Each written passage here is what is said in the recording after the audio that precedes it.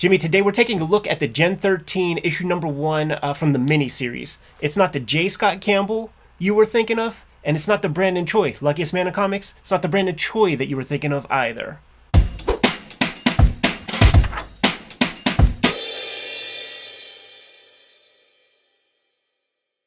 Welcome to your favorite YouTube channel, Cartoonist Kayfabe. My name is Ed Piskor. I'm Jim Rugg. Gen 13 number 1 from the limited series is under the microscope today.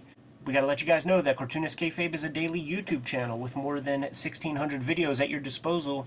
We might have talked about your favorite comics, so go on the front page of the YouTube channel, hit the magnifying glass, and search for your favorite comics. Check out those episodes. One of the things that we did talk about certainly was Gen 13 issue 1 of the regular series. Make sure you check out that vid. We are supported in part by the Patreon, and the King Kayfabers on the Patreon get access to all of our videos before anybody else. They're hanging out with us in a live stream recording session, and they get to scoop up the comics before anybody else when we talk about them. Without further ado, what you're looking at, man, is the covers to Gen 13 number 1. Jimmy has the first printing right here, and the one that we'll be flipping through is my printing, the second printing. Whenever Gen 13 comes out, I'm just kind of discovering comic shops. That's around when I get my first Wizard magazine and all that. I'm strictly like a Toys R Us, Kmart, Piggly Wiggly new comic book buyer, flea market comic book buyer. So when I get my first Wizard, opens up this idea of like a new world of comics. And Gen 13 was a hot property, but it was so hot that wasn't able to get a first printing. These were pretty expensive. I was still getting stuff from the flea market, and I bought this comic, and for some reason, my dad must have been working or something, because usually that's who I'd go to the flea market with. I drove myself, flipped the car over on the way home, hit a patch of ice, ended up on the roof. Damn. But the comic's still in good shape. And so are you, man. I'm glad for that. So let's jump right into things. And you know what? I feel like this cover, it makes sense. This cover feels like it's drawn much later. Like he's got like a more solid grasp on the figures, I think, and sort of their attitudes and stuff. It's very interesting to me seeing early J. Scott Campbell here. I did not remember this comic well, haven't looked at it in many years. Sure. And enjoyed going back through it. And there's awkwardness, but there's also some really good stuff that I just did not, like I would say her mouth, I find awkward. And in a lot of ways, that's what kind of logged into my brain. But overall, I think it's pretty strong. Yeah, not bad. I think this is probably his worst comic that he's drawn for things like that, because you look at that mouth and I look at that little vestigial arm that is up there and things. But I also think that this might be Brandon Choi's best comic. Honest to goodness, the luckiest man in comics, Brandon Choi, little grade school friend of Jim Lee. What makes it good is that he actually introduces a goal. He introduces something important, and he introduces kind of two kind of warring factions that both want that thing, and that thing being the Gen 13 kids. So he builds in some real conflict. What's the conflict of every other fucking Brandon Choi comic? World domination or something like that? Some corny nonsense. Not like this ain't nonsense, but at least it's clear. At least we understand it. Today's video is brought to you by the comic books that we make. On the stands right now, Street Angel, Princess of Poverty, and Street Angel, Deadliest Girl Alive. Get both of these collections and you get all of Jimmy's Street Angel comics to date, including a comic that has never been published anywhere but Street Angel, Princess of Poverty, so you get some new value there. Jimmy's been self-publishing. He has True Crime Funnies 1 out there. He has the Black and White zine, and he has the 1986 zine. Coming to you in May is the trade paperback of Hulk Grand Design. The Big Treasury book, it's been out of print. You might still find one or two in your local comic shop, but if you don't, make sure you pre-order the trade paperback. Get your hands on that thing. I've been doing daily comic strips. It's called Switchblade Shorties, and this is one of those strips. It's on all our social media. I have a Webtoon account for that. I'll be doing videos on Kayfabe. It's on our Kayfabe Instagram, Twitter, Facebook. Hip Hop Family Tree Omnibus, 500 plus pages of Hip Hop Family Tree with 150 pages of additional materials out there right now. Red Room Crypto Killers comes out on, I think, like the 14th or something. It's the last round of Red Room Comics. It's the best round of Red Room Comics. You could start here and check out the rest later, or just continue the trend. And the X-Men Grand Design Trilogy trade paperback is out there right now today, collecting all of my X-Men Grand Design works. Now that we are done paying the bills, let's go back to the video. It's funny, this is just the dad running from the government, the evil government, and just ripped, just giant. Can't draw bad, like, unfit dudes. Like, there'll be a fat person in here, and the way he draws fat people is the way Art Adams draws fat people, and he can't do it good either. There's a lot of Art Adams on display here. I think some of the background stuff is very Art Adamsy here. Yeah. And I don't know if I was thinking that way when I first encountered this. In 1994, like that wasn't obvious to me. Like, to me, it was all, this is part of the Jim Lee studio. Right. So this is a Jim Lee knockoff, and it's like, there's a lot of Art Adams here in hindsight. Yeah, it's true, man. The way he builds the sort of anatomical stuff that he's choosing, and very clearly we see that that's a young Fairchild. So this is her brother, her dad, her family. Yeah, they're still active because he flashed his eye, Right. a la Cable, and one of them exploded. Yeah, dude, and check that, like, straight up pillin' Dad's cap. Yes. That is a telling shadow, because then we see the blood splattering on the little kid's face. The pop culture stuff is something that J. Scott Campbell would bring into. He would add a little bit of fun to those Wildstorm books, because they were all just, every single other book was just this, and J. Scott Campbell's like bringing in some fun shit, man. That's pretty impressive, and I see that, and I think, like, it's a shame we didn't get a real G.I. Joe run out of him. That's true. Because I think that's what he's pulling from there. I feel like that's a book that he would have enjoyed doing. And Yeah, good call. So now we're back in present day, 1994. Let's teach people about tangents, Jimmy. Because there's actually, so here's where the second one is. So it's this big image of Fairchild where her leg goes straight down, right in tandem with the back, with the school building right there where the lines touch. All you have to do is bring that hip over a little bit more.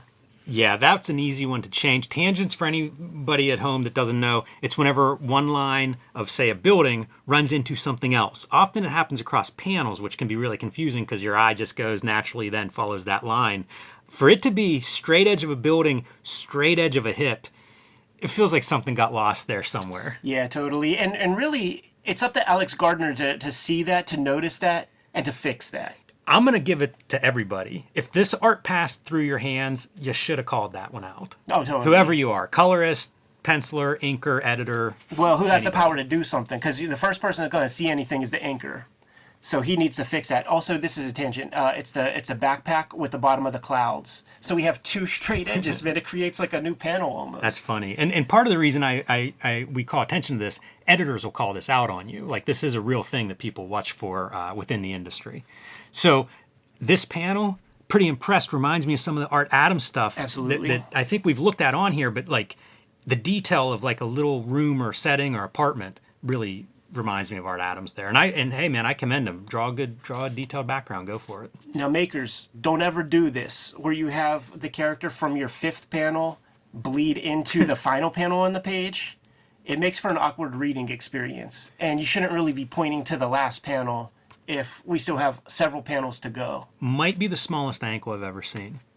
That's a tiny, tiny ankle. True. Measure that one at home if you don't believe me. One great other detail, you can see the line in the room. There's characteristics based on the background of Absolutely. the dorm room for Yeah. these two characters. Yeah, you got the messy, like, you know, this chick would be me in my dorm room, where I would take up the most space and be the messiest, and then, you know, just give like a little piece to, like, you know, whoever else is there. She's so organized. Oh, I like all these characters. Like everybody that's hanging out on the college campus, I'm down with. Once again, they are built in a Art Adams kind of fashion, the way he would do it, and then there would be like little inside jokes, butt rash instead of backlash. You wonder, is that what Brett Booth looks like? It'd be great if it was like borderline, like out of control of the studio guys cutting promos on each other, promos, background art. Just little promos. So there are some, CIA agents who are looking for young Fairchild. Show up in the middle of the night. And she's been applying for internships, so the timing's a little bit weird to her, but otherwise, sure.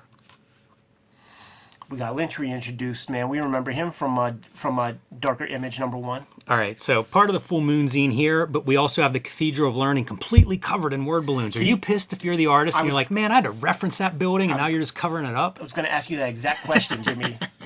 That exact question, because that's a lot of drawing that is getting covered up there, man. Of boring, hard to draw stuff. Right. Yeah, you put in some time. If you knew that the word balloons were going to go there, you could have just drawn nothing.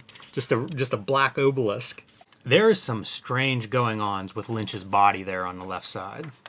He's a very, very tall man with very, very small feet. Yeah, there's a lot of that going on.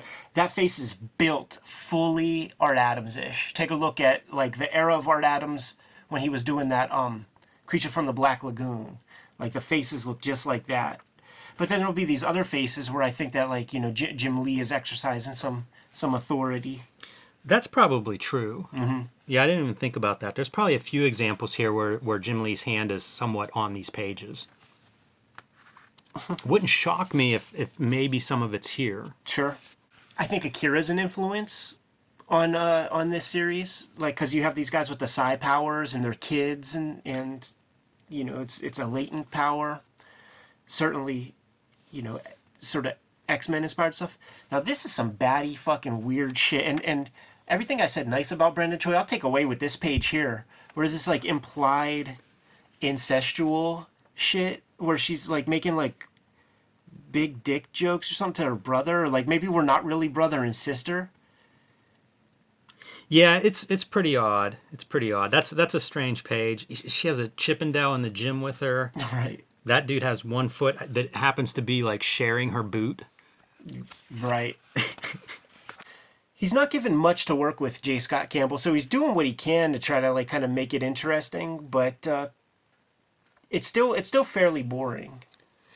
Yeah, there are some cool choices though. Like this is kind of a challenging pose. It's that 3D like looking down. I used to try this all the time because guys would do that. Like Rose Portacia would do this in some of his X books, and I'd just be like, it looks cool, but I could never quite make it work. But if you look closely, these security cameras, they're going back in perspective, which I think is a pretty neat choice. It's very subtle. Maybe it's too subtle because I didn't notice it before, but I feel like that's at least a guy thinking, about what he's putting down on these pages. Yeah, so when you're a kid learning this, man, you always gotta like drawing one leg far shorter than the other just feels wrong. It's hard. Yeah. This is the fat lady that Jeffrey draws that looks super odd, but there was that one. Yeah, that's better. That's a better drawing.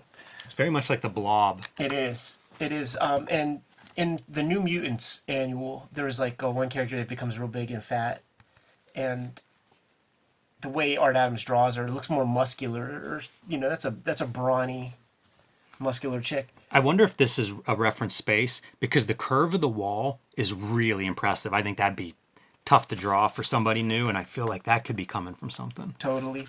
And I think about this, like, so you're gonna take her out of her element and put her in this scenario. Why not give like the least bit of creature comforts? Make it just look like kind of like a regular dorm or something. Why's it got to look like the alien spaceship?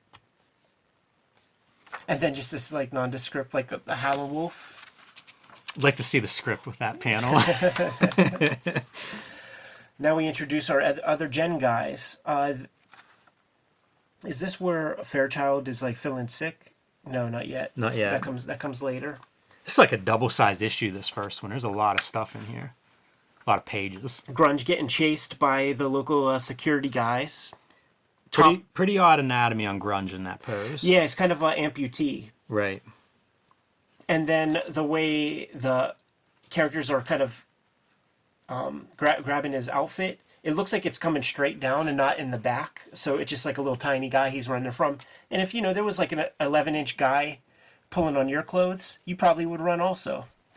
The foreshortening on this arm is very ambitious, and I don't know that he kind of really pulls it off. I also wonder if this is something that would work better as a page turn. Right. Like something, we don't see them run into each other, we see the aftermath, but it feels like we're missing something there. And now that we start to get more of the girls and stuff, you see how he builds his female faces, and it'll change. Like by the time that the first miniseries comes, he draws the eyes way different, and it's more that classic, like what we think of when you think of J. Scott Campbell, more manga-ish maybe. I kind of wonder what Jim Lee, if that's who decided J. Scott Campbell would take this series, like what he saw in him versus Brett Booth or Scott Clark or who, whatever other guy was in the bullpen. Why this dude? Right. And I wonder if it's just because he was young, because he was really young, I think, whenever he takes on this book. I wonder if he's like, it's a teenage book, let's get our youngest guy on it. Right. See, this is like some of that stuff where, like, big head, super tiny body. But this is another piece that you would never get from those, like, Wildstorm books, where you have the least bit of personality in your characters, doing some bit of business, a little bit of acting, doing something more than just grimacing, being sullen, angry, or ready to fight. Right. I like Fairchild, pre-muscles, struggling to lift weights, kicking her feet. There's good stuff here, like there's implied animation in that. And when you get things like this, I mean, it's character. So you have Burnout, I guess his name is a little ponderous. That's not Iron Man relaunch David Banner. Right. Yeah, those 90s haircuts, huh? And then, you got Free Fall kind of just fucking off. She's a free spirit, man. Here's a Jim Lee piece. Was this Deathmate Black or no? I think it was ad art. I don't know about Deathmate Black, maybe. Okay. But I feel like this image was definitely ad art for this series. And you see what Jim Lee's contribution, it just kind of takes all the fun out of it. It looks like just another one of those Wildstorm books, another one of those studio books. It has no personality to it. Doesn't look much different than Stormwatch or any of those other books. Could be Team 7. How about this ad? Yeah. I bought those when they were coming out. I was really gung-ho, man. Chris Claremont and Jim Lee, let's do it. Me too, man. I got the first 4, and then I picked it up again when they do their little bit. This character is the character that Chris Claremont is talking about when he's potentially going to be a part of Image from the beginning. I think it's like, not Swordsman, but something... Huntsman, yeah. That's it's in that Amazing Heroes, I want to say issue 198, but it's like the big Image, like everybody talks about what they're doing, and Claremont talks about him in there. Yeah, and I think Wills was maybe going to draw it. Yeah. He some issues to that. Very generic. Totally. I mean, look at that. That's the least interesting looking costume dude you could find. Absolutely. Clear Mountain. Yeah, there it is, man. I never noticed that before. Me neither. Got our girl just disrespecting the control unit with her boy toys. See, I interpreted that as Quentin Tarantino starting to hit. Let's put some feet out there.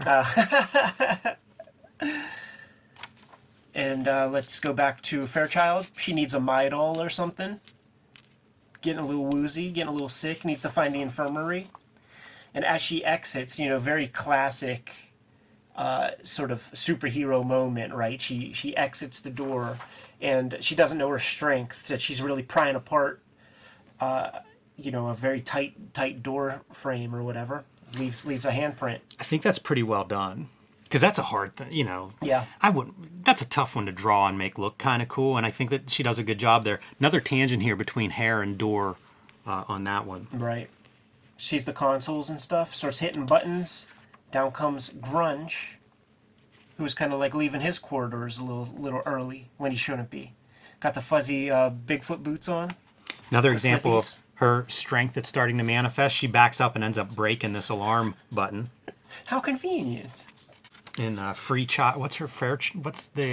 Free Fall, smoking cigarettes. Yeah, dude, that's a big kind of character trope. That's her personality. She smokes cigarettes.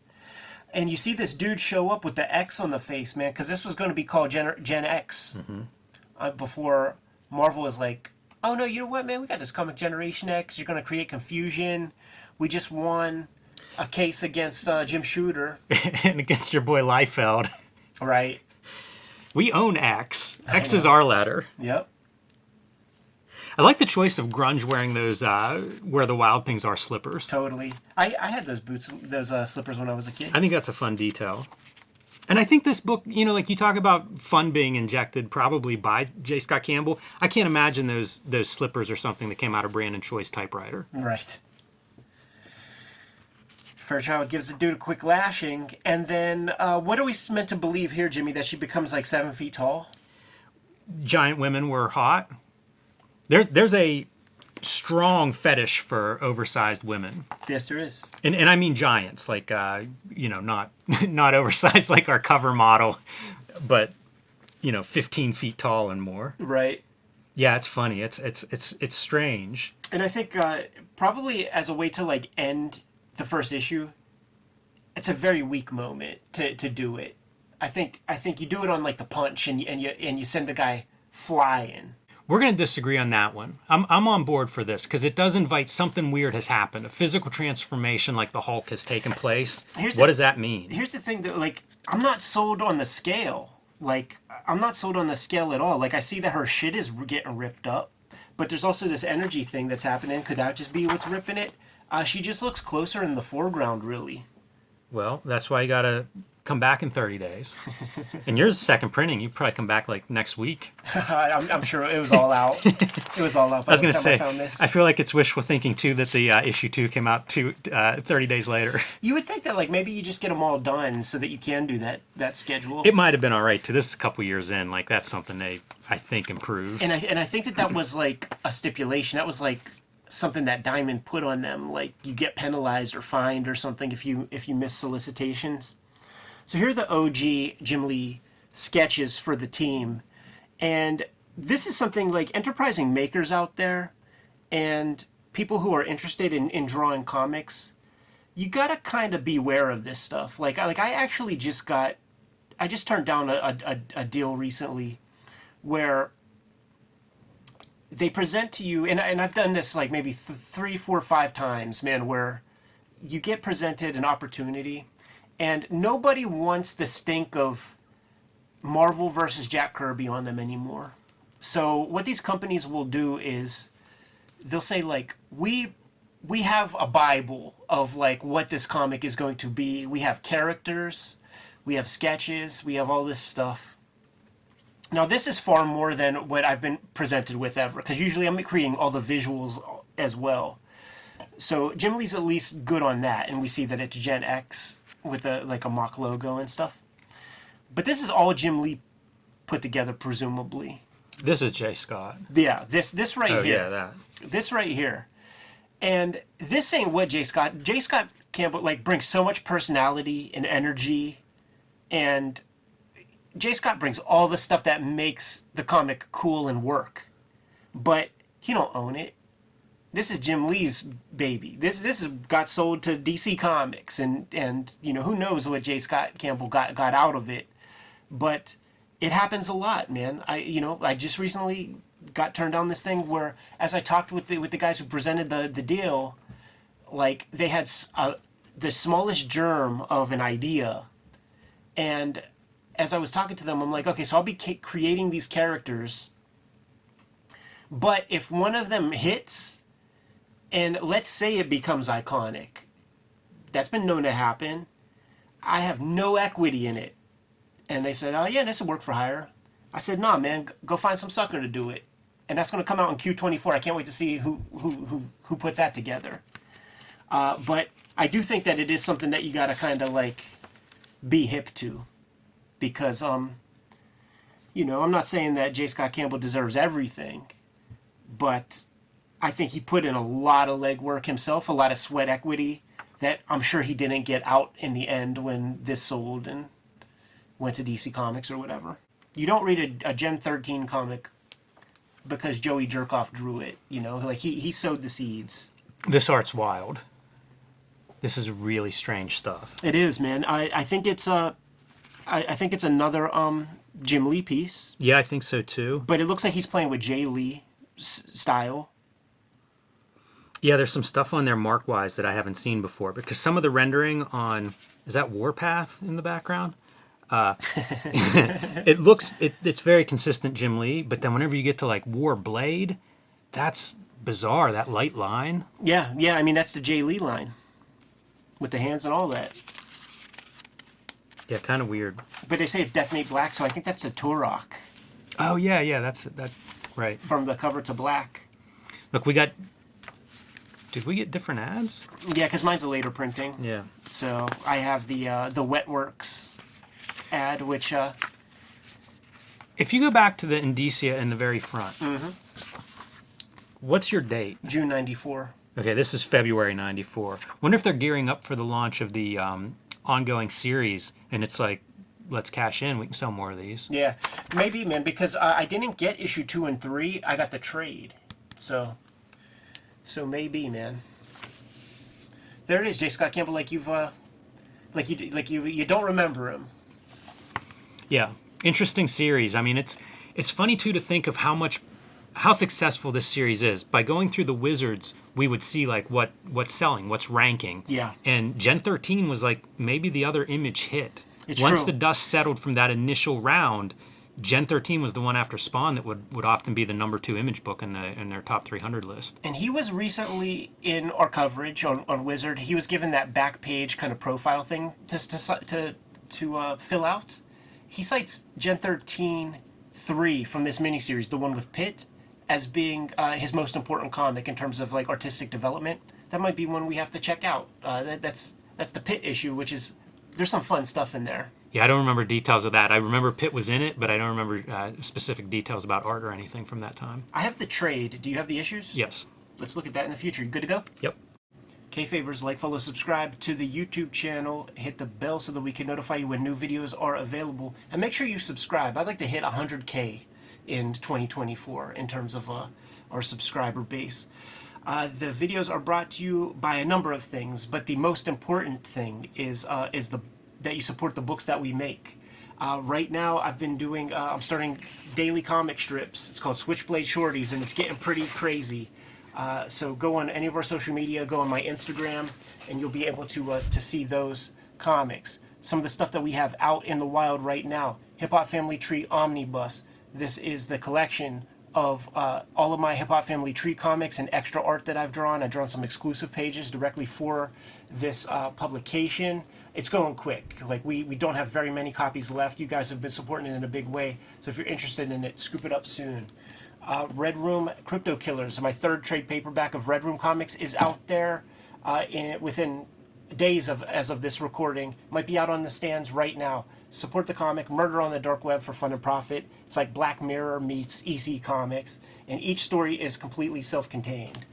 So you don't have to have the baggage of the other ones. But if you support them all, you know I'll be happy.